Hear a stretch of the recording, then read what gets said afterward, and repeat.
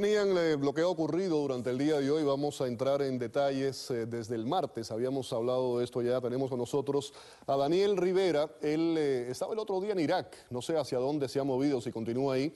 El Líbano, creo que está en Líbano específicamente. Daniel Rivera, profesor asociado de estudios arábigos de la Universidad de Miami, a quien le damos las buenas noches. ¿Qué tal? ¿Cómo está? Hola, buenas noches. Y estoy en Beirut, en Líbano. En Líbano, correcto.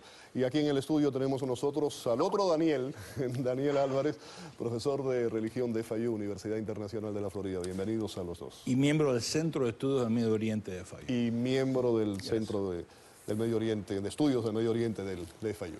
Vamos a comenzar, Rivera, contigo por allá. Sí. Unas elecciones muy importantes, no solamente para la estabilidad de lo que es el Oriente Medio, Oriente Próximo, también con vínculos con América Latina.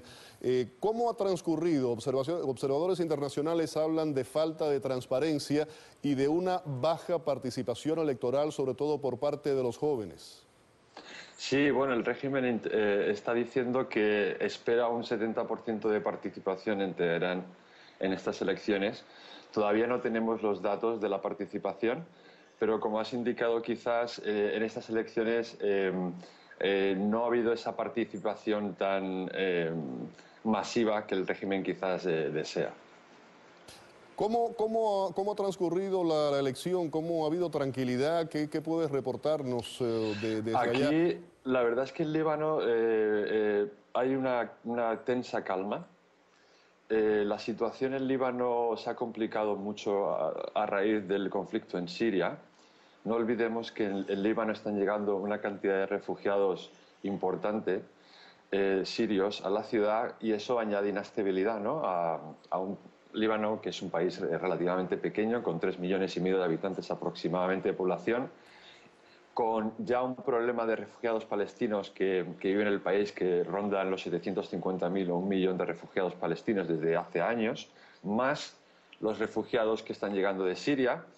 Y hay una percepción de como que el conflicto está poco a poco alcanzando el terreno libanés, y los libaneses están muy preocupados de la frontera, de cómo la permeabilidad de la frontera y cómo eso están intentando mantener el máximo control, pero es difícil, sinceramente.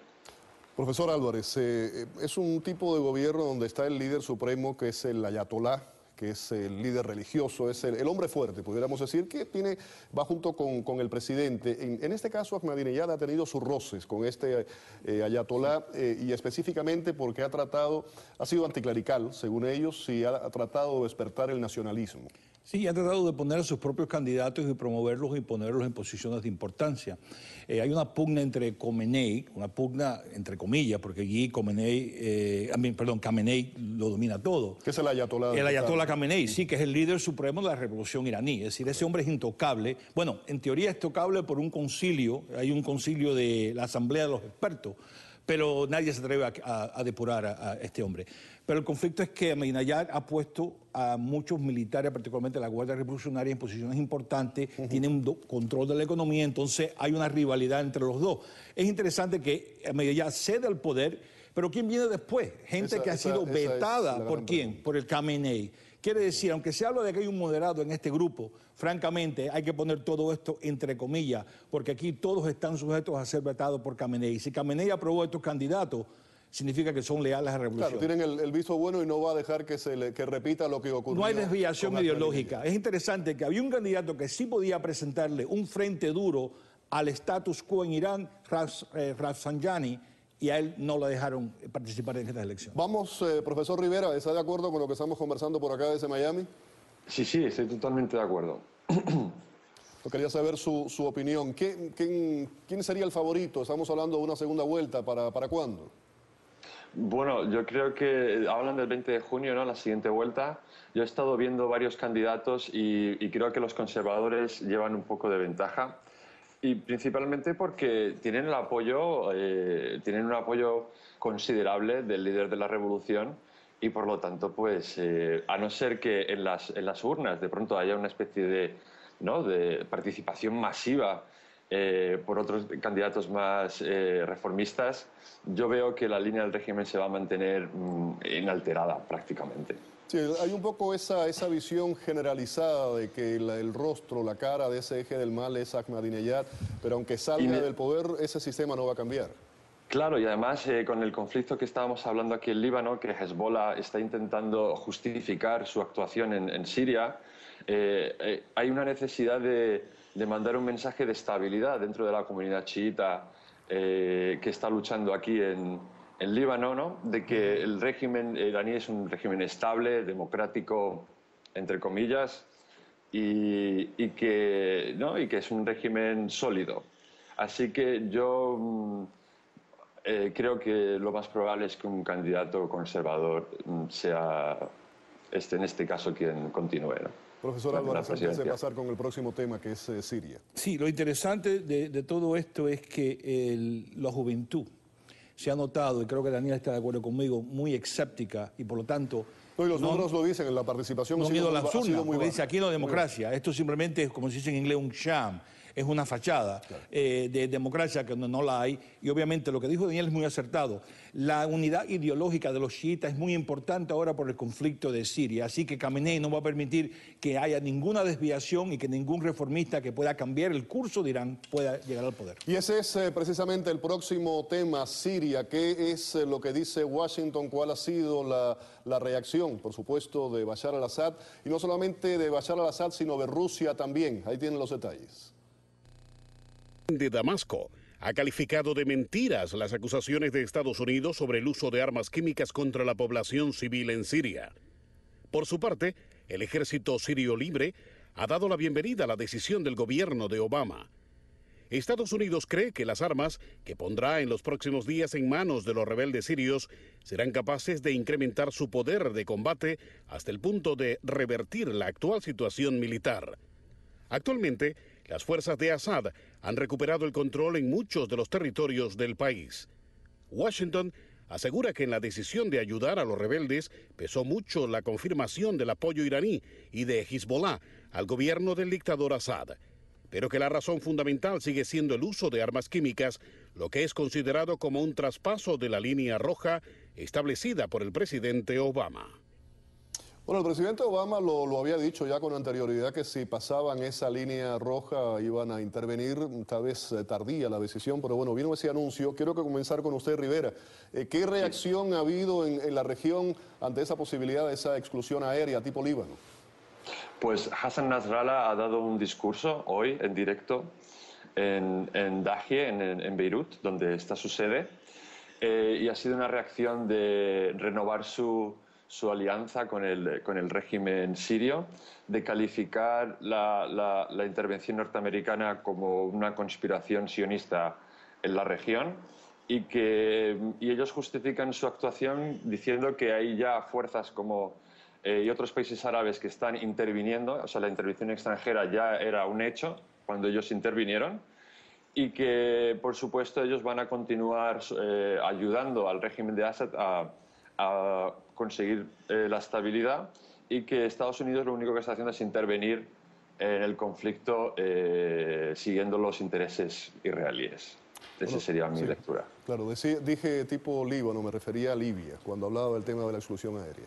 Bueno, aquí el problema grande es que, es verdad, creo que poco tardío el presidente se ha dado cuenta que tiene que dar a los insurgencias. Eso me dice a mí que ha pasado una cosa muy interesante. El entendimiento entre Rusia y los Estados Unidos que de acercarse a una solución política por medio de una conferencia parece que se ha desplomado. Pero eso pone una presión ahora sobre Rusia. Hace 2 semanas el subsecretario del Exterior ruso dijo, vamos a mandar cohetes S-300. Correcto. Estamos hablando de los cohetes más avanzados antiaéreos, que pueden prevenir cualquier tipo de ataque, por ejemplo, de Israel, que ya ha ocurrido dentro del territorio sirio.